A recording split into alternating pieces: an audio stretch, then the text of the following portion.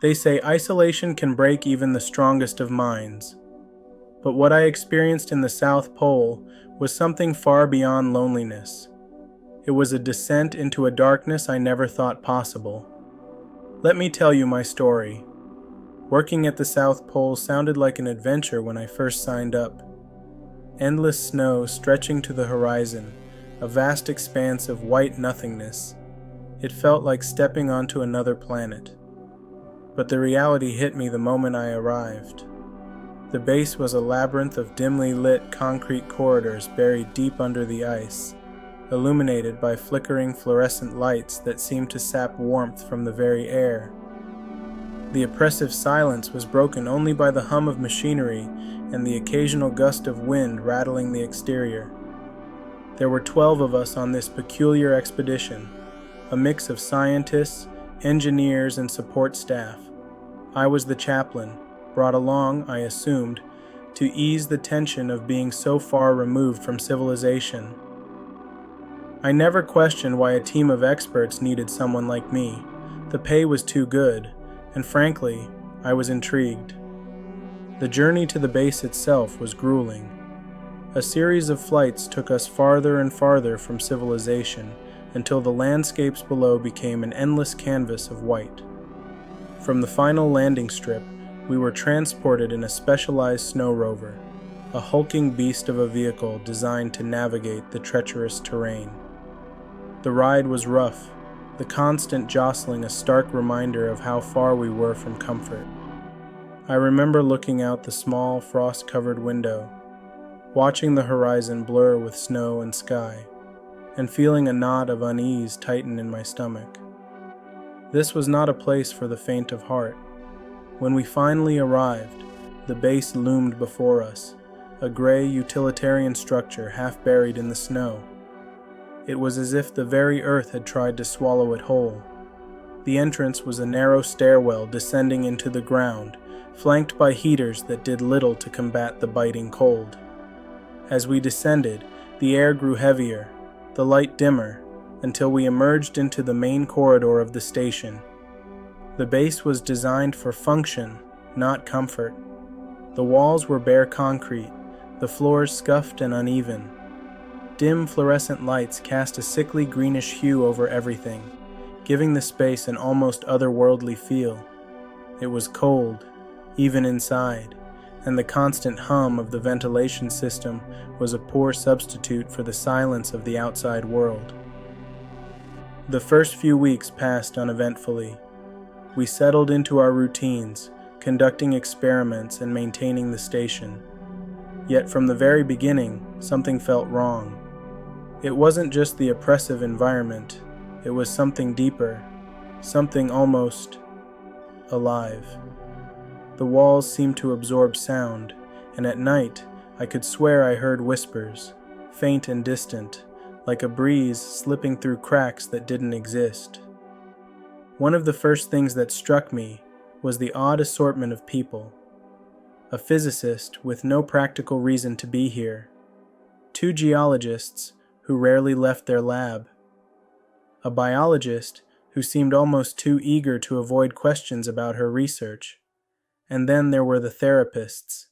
2 of them. Why a group of 12 in such an isolated location needed 2 therapists was beyond me, but I quickly learned not to ask too many questions. The answers weren't forthcoming. Then there was the maintenance worker. He was an enigma, always lurking in the rec room, sipping whiskey at the dimly lit bar. He rarely spoke, and when he did, his words were cryptic, unsettling. He had a way of watching you without looking, his presence a constant reminder that something was off.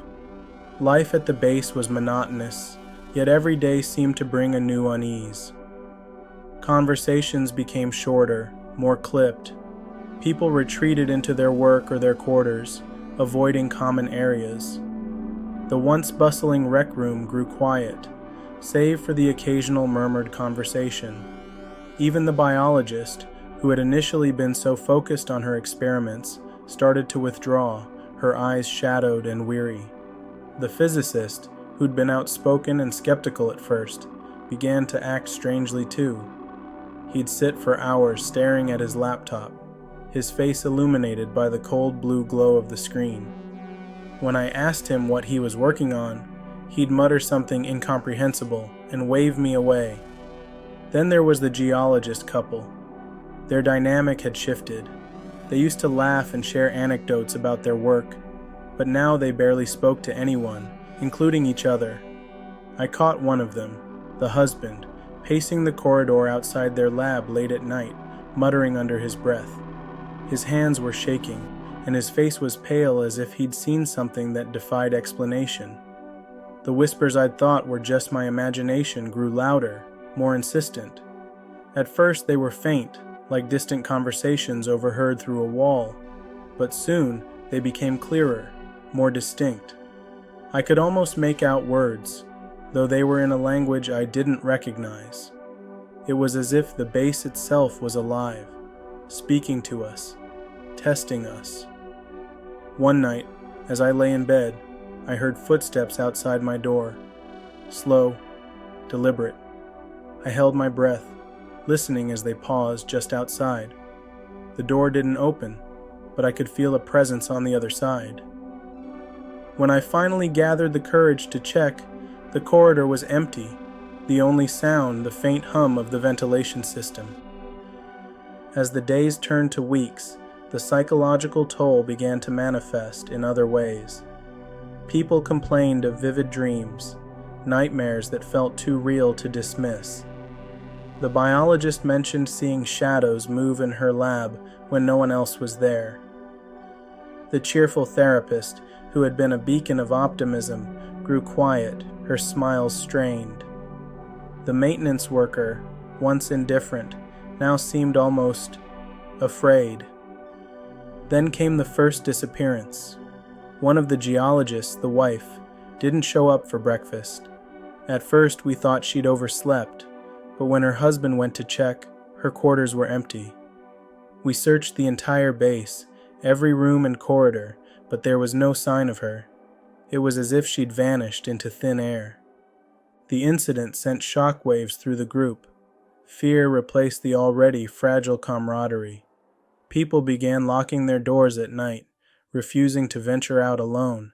The physicist, who had been so preoccupied with his work, started muttering about phenomena he couldn't explain, his voice tinged with desperation. Despite the growing tension, I tried to maintain some semblance of normalcy. I continued my duties as chaplain, though fewer people sought my counsel. The maintenance worker, however, seemed to grow more willing to talk. One evening, as we sat in the rec room, he leaned in close and whispered, "You ever wonder why they built this place here? It's not just for research. There's something beneath us, something ancient." His words sent a chill down my spine, but before I could press him further, he got up and left, leaving me alone with my thoughts and the flickering lights, digging deeper. The following day, I decided to confront the biologist.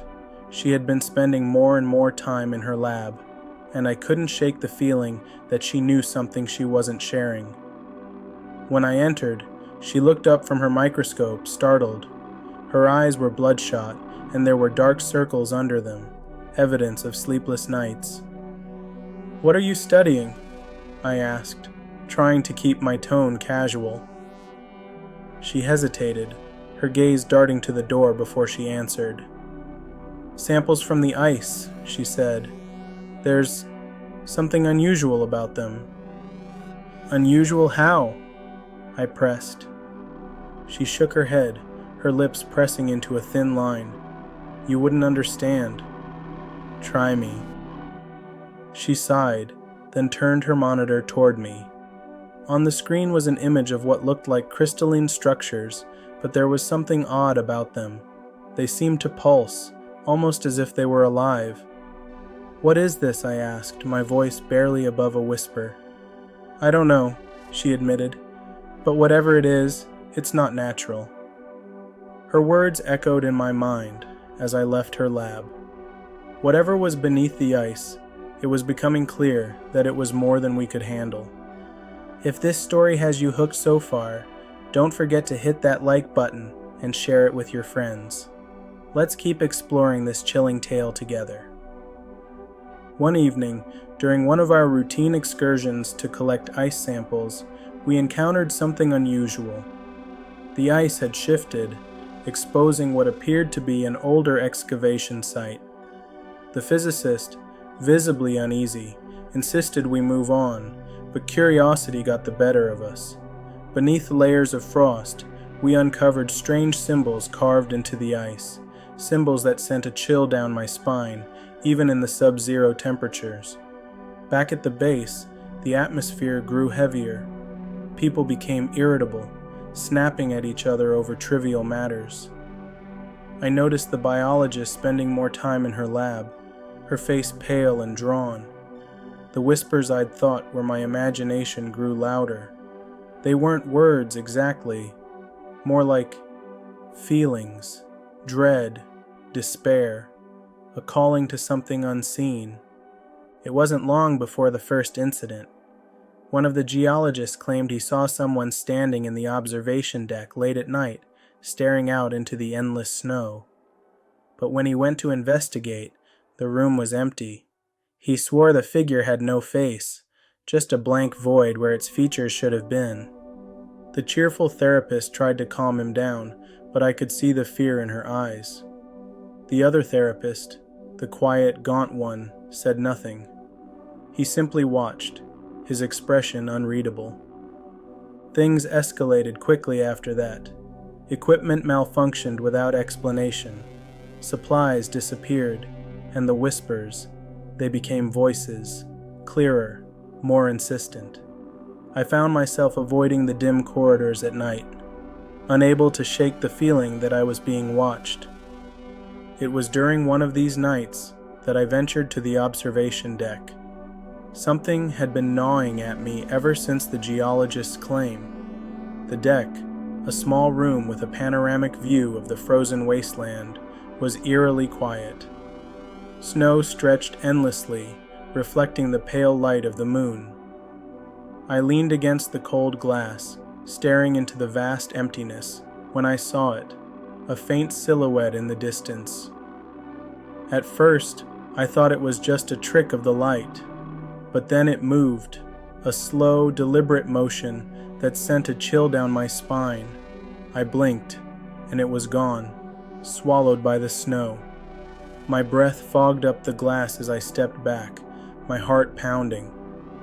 When I returned to my quarters, I found a piece of paper slipped under my door. It was blank except for a single phrase scrawled in the center: "Stay inside." The next day, tensions boiled over. The physicist accused the biologist of sabotaging his equipment. The geologist, the one whose wife had disappeared, refused to leave his room, muttering to himself about the voices in the walls. Even the cheerful therapist seemed to lose her composure, snapping at anyone who approached her. The maintenance worker, usually a shadow in the background, became more vocal. "This place wasn't built for us," he said during one of our rare group meals.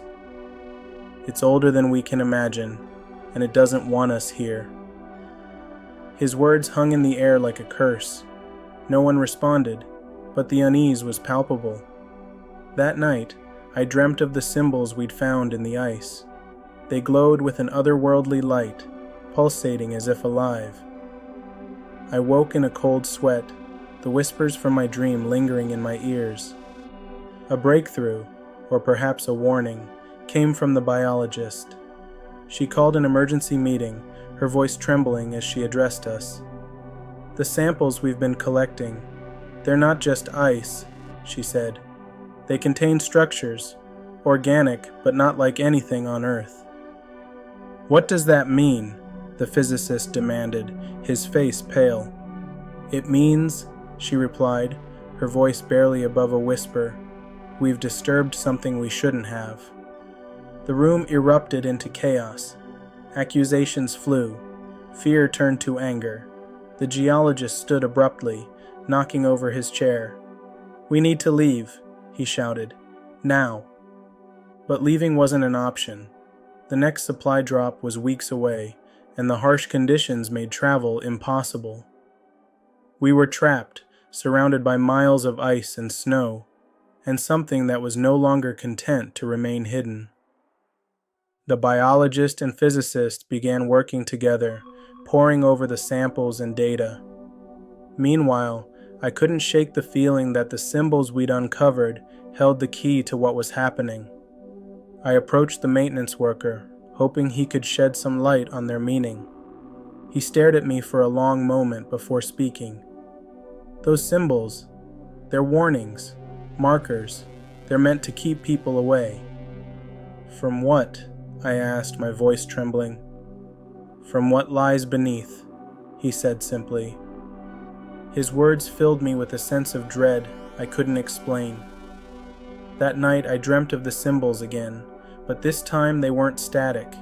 They moved, shifting and changing, forming patterns that seemed to pulse with a malevolent energy. As the days dragged on, paranoia gripped the team. The cheerful therapist began keeping a journal, her entries growing more frantic and disjointed. The physicist barricaded himself in his lab, refusing to come out. The biologist, once calm and composed, broke down during a meal, sobbing uncontrollably. Even I wasn't immune. The whispers that had plagued me from the beginning now seemed to follow me everywhere. I heard them in the corridors, in my quarters, even in the rec room. They spoke in a language I couldn't understand, yet their intent was clear. We were intruders, and we were not welcome. Then came the second disappearance. The cheerful therapist vanished without a trace. Her journal was found in her quarters, open to a page that simply read, "They're coming." The base descended into chaos. No one trusted anyone else. The geologist accused the maintenance worker of foul play, while the physicist claimed the biologist was hiding something. I tried to mediate, but my own fears made it impossible to stay objective. The maintenance worker's revelation. One night, as I sat alone in the rec room, the maintenance worker joined me. He looked haggard, his eyes shadowed and hollow. "They're not just beneath us," he said, his voice barely audible. "They're here, in the walls, in the air. They've always been here." "What are you talking about?" I demanded. He leaned closer, his breath reeking of whiskey.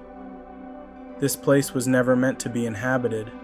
It's a prison, and we've opened the door."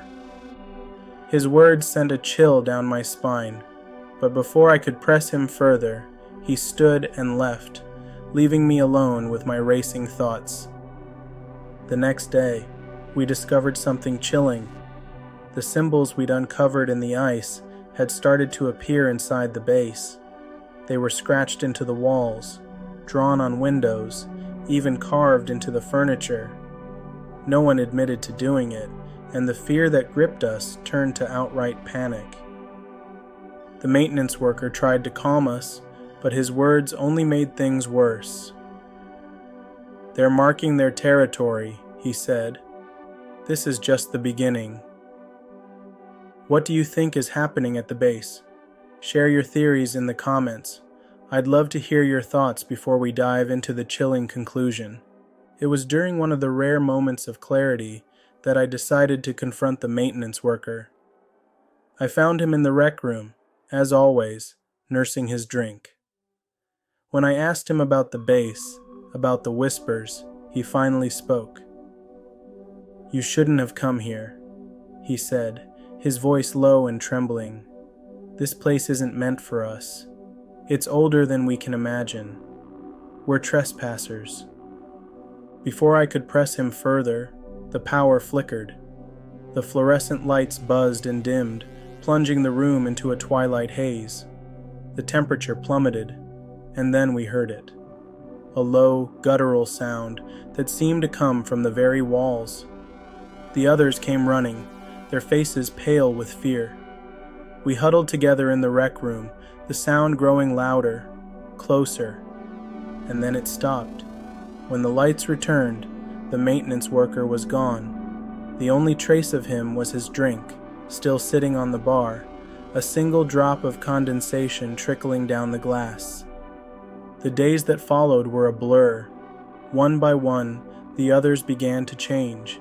The cheerful therapist, who used to radiate optimism, stopped smiling entirely. Her eyes grew hollow, her expression vacant. The physicist became erratic, locking himself in his lab and scribbling equations that seemed nonsensical. The biologist, once a pillar of rationality, started muttering about the ice being alive. And then, the geologist disappeared. All we found were his boots, abandoned at the entrance to the base. The remaining geologist, his wife, was inconsolable. She spent hours staring at the empty boots, her mind unraveling before our eyes. I tried to hold everything together, to keep some semblance of normalcy, but it was futile. The base itself seemed to rebel against us. Doors jammed without reason, lights flickered endlessly, and the ventilation system emitted strange, almost human-like sighs. The whispers were no longer confined to the edges of my perception. They were clear now, deliberate. Voices speaking in a language I couldn't understand, yet their intent was unmistakable. They wanted us gone. In a desperate attempt to understand what was happening, I joined the biologist and physicist in their research. Together, we examined the strange samples from the ice. What we found defied explanation. The crystalline structures we'd assumed were just ice were far more complex.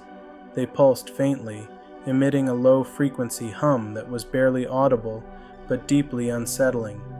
When examined under a microscope, they seemed to react to our presence, shifting and changing, as if aware of being observed. "It's not ice," the physicist said, his voice trembling. "It's something else, something alive." The biologist nodded, her hands shaking as she adjusted the microscope. "We've disturbed it," she said. "It's awake now." The physicist turned to me, his eyes wide with fear. "This isn't just a research station, it's a tomb." That night, as I lay in my bunk, I heard it again, the low, guttural sound from the walls. But this time, it wasn't just a sound. Something moved in the shadows, just beyond the edge of my vision. I froze, my breath caught in my throat. The shape was indistinct, almost humanoid, but wrong in ways I couldn't describe. It lingered for a moment, its presence suffocating, before retreating into the darkness. I lay awake the rest of the night. The memory of its silhouette burned into my mind. The next morning, I wasn't the only one who'd seen it. The biologist described a similar encounter, her face pale and drawn. "It's in the walls," she whispered. "It's watching us." The following days were a waking nightmare. The physicist began to lose his grip on reality, scrawling incomprehensible symbols on every surface he could find. The geologist, still mourning her husband, started speaking to him as if he were still there. And the biologist refused to leave her lab, convinced that the samples held the key to our survival. I found myself drawn to the observation deck, the only place where I felt even a semblance of connection to the outside world. But the vast expanse of snow offered no solace. The shadows in the distance were moving now, shifting and swirling like smoke. Whatever was out there, it was getting closer. It was the biologist who uncovered the truth, or at least part of it. She called me to her lab late one night, her voice frantic. When I arrived, she showed me a series of scans she'd taken of the samples. "They're not just alive," she said. "They're intelligent." The samples, it seemed, were part of a larger organism, one that stretched beneath the ice for miles. And it was awake. The symbols we'd found in the ice weren't warnings. They were containment measures. We hadn't just disturbed it. We'd released it. As her words sank in, the lights flickered, and the low, guttural sound returned, louder than ever. The walls trembled, and the air grew heavy. The biologist and I exchanged a panicked glance before the lights went out completely. The collapse. In the darkness, the whispers became deafening. They weren't just in my ears, they were in my mind, filling it with images of vast, unknowable entities and endless, suffocating ice. I stumbled blindly through the corridors, the biologist's screams echoing behind me.